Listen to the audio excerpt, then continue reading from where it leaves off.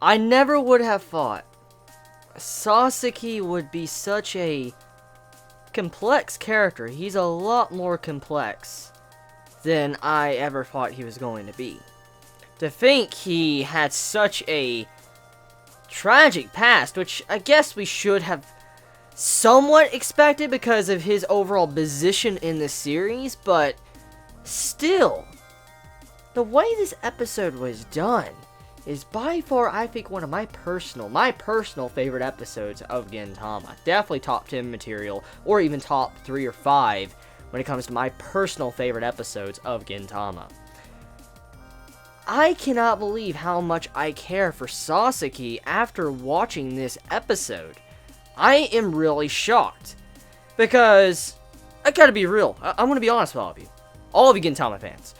I truthfully never really cared much about Sasaki. I really never cared about him. I mean, he was a cool character, I liked his design and stuff, but I just never really cared about him. I wasn't emotionally attached to his character. I knew he had a huge role, but I was never emotionally attached to said character.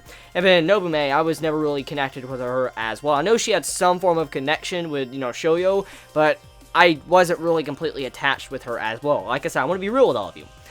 But this episode, it just flips the entire table. It's like just the table's straight up, it's a perfect aligned table, all of a sudden just flipped over, and you're like, holy shit, now I care about these characters, and now seeing their position and what they had to go through, you're like, my god, like, the freaking writing on this arc is insane. It's fucking insane. This right here, with Sasaki and Nobume, definitely one of the most tragic backstories I think we've gotten in Gintama. I'm not talking about, funny stories or, things that had some deep meaning. I'm just talking about in terms of the grand scheme of plot and stuff. This is definitely one of the saddest, because seeing what happened here, with how Sasaki gave the entire episode, but let me back up. The entire episode, Sasaki was having flashbacks, and he was thinking about what he could name his daughter, his upcoming child. And he was constantly, in the entire episode, he was talking with his wife. It started off with him being very nervous and shy talking to his wife. And it was a side of Sasaki we have never seen before. I mean, we've seen him be stone cold, like he doesn't really care. It seems like he just doesn't care about anyone. It really does. That's how his persona was. And then we see this flashback and you're like, what the fuck? Like, he acts so different. And so my thoughts were like, okay, something really had to happen to this man. And I was like, I don't know if I want to care. Like, that's my thoughts when I was watching the episode. Like, okay, obviously something's probably going to happen, and something's going to change his thoughts or opinion on the status of the government, and I thought something was going to happen. Now, it did happen, of course, but the way it was done, oh, fucking beautiful, fucking beautiful. I mean, when you saw that scene, to when the entire episode works up to that reveal of what happened, I mean, you knew something was going to happen, but when you see it, and you see who caused it, and then you see the build-up with the name, and then you see Nobume, how her name wasn't Nobume, and she took upon the name that Sasaki was going to choose for his daughter, that just hit me right there. I'm like, oh, God. And then seeing how she killed everyone, and then she didn't kill Sasaki, and then Sasaki didn't kill her, he was, oh god, like, I gotta be honest here. If you saw your entire fucking family killed before you, if you did, let's speak some truth stuff right now, okay? If you saw your entire family killed before you, or you saw corpses all over the fucking ground, you saw their heads cut off, you just saw your family members in pieces, or dead, and they're not speaking, you can no longer talk to them ever again, they're just gone, and you cared for this family, you cared for your family, but then to make matters worse, this daughter, and this wife you've been, talking to your wife for a long time, for maybe weeks, months, years, whatever, and then you're trying to pick a name for your child that's about to be born, you finally figure it out, and then your child is killed, and when you see the culprit in front of you, I don't think there's many people. There's probably not many people in this world. You could say whatever you want. I don't think there is many people that could have been as strong-willed as Sasaki was to stop what he wanted to do. Definitely a strong-willed character. Very strong-willed. To be able to stop himself from slashing and cutting down Nobume, that surprised me.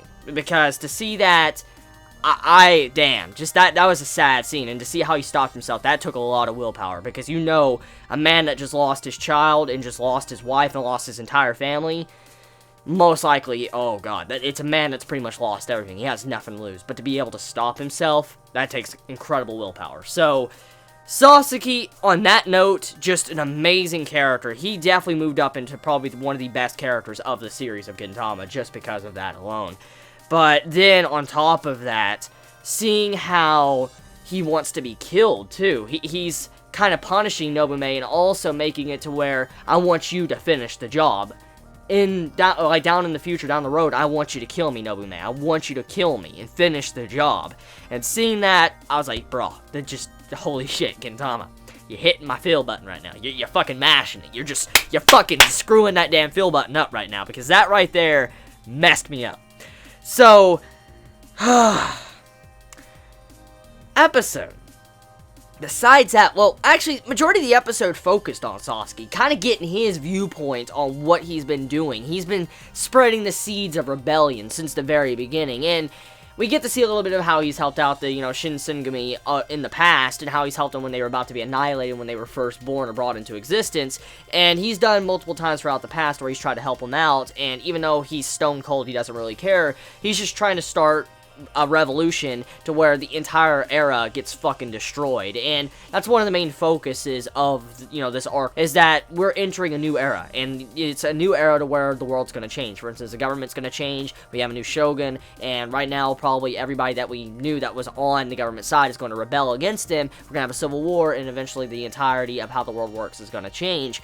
And seeing how Sasaki's kind of built up to this very point just to do something like this, it's kind of impressive. It really is. I'm surprised they didn't actually try to kill him off anytime sooner. I mean, the reveal was fucking awesome. Like, when Gintoki saw the reveal, and Oboro was telling him, damn. Fucking damn. And speaking of Oboro and Gintoki, the fighting, oh god. Like, I like how this episode, even though it was really focused on the flashbacks and Sasaki, the animator still threw in the fighting scenes with all the other characters. Like, we get to see, Sogo and Nobume, we get to see, Gintoki, Oboro, and then we get to see Kagura pop in, we get to see, Kondo, and, we get to see Katsura. We got a lot of fights going on in this episode, and, of course, this is a shonen, it's going to have some fights every so often, and seeing how that was implemented alongside of these flashbacks, I like the way it was done. The tone shifts to the way the scenes were shifted back and forth with the fighting, along with shifting back to flashbacks, and then, the monologue from Sasaki, it was just executed perfectly. I don't think it could have really been any better than what it was with this episode.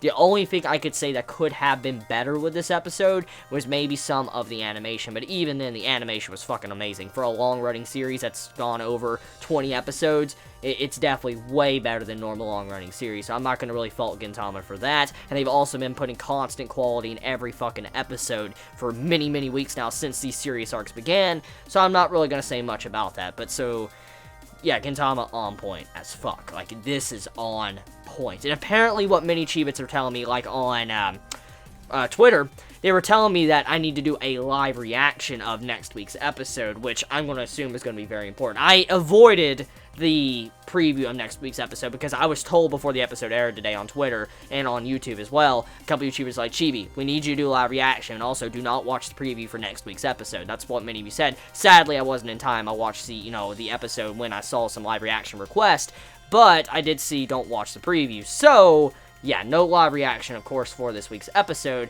and also with copyright bullshit, going on, I don't know if I want to risk a live reaction, because I've experienced, copyright takedowns thanks to Gintama, so, yeah, that's up in the air for now, but I want to see, I might do a live reaction next week for Gintama. It really depends. I want to see how the episode is, of course. I'll obviously record myself. I'll record myself watching it, and depending on how or whatever happens in the episode, I might edit it down because I do have a 15-minute limit because, the copyright strike with the vlog bullshit. Can't upload over 15 minutes, and sometimes it allows me to upload over 15 minutes, sometimes it doesn't, so I'll have to fiddle with YouTube to see if I can upload an entire full reaction. If not, I'm going to have to edit it down down and try to fit it on. So, pre-warning all of you Gintama fans right now, I'll try to get a live reaction up. We'll see how it goes. Hopefully, maybe the strike might be revealed by next week, and I can do that. But I just want to keep you all in the know. You all deserve it. So, yeah, episode Gintama, hot damn impressive. It was an impressive episode, and I want to watch it again. Yeah, as soon as I finish Konosuba, I'm going to watch the fucking episode again. It was just that damn good. So let me know your thoughts in the comments below. You have a wonderful day or not wherever you live. Please be safe. Chibi out.